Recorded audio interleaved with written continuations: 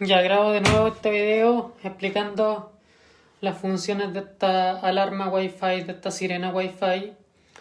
Trae su batería interna, trae su baliza de color rojo que empieza a parpadear cuando suena.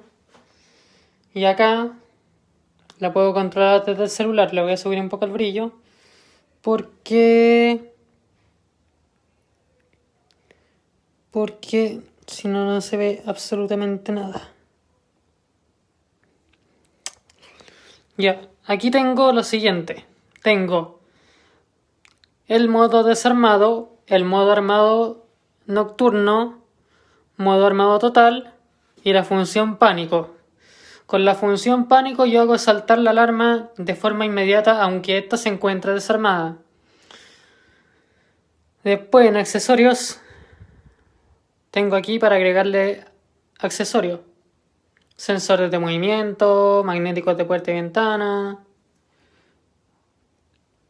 Tengo para agregarle control remoto.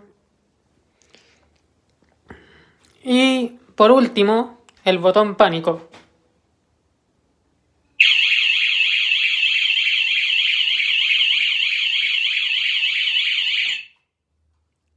Y ahí yo la desenchufé porque evidentemente estaba metiendo una bulla estruendosa.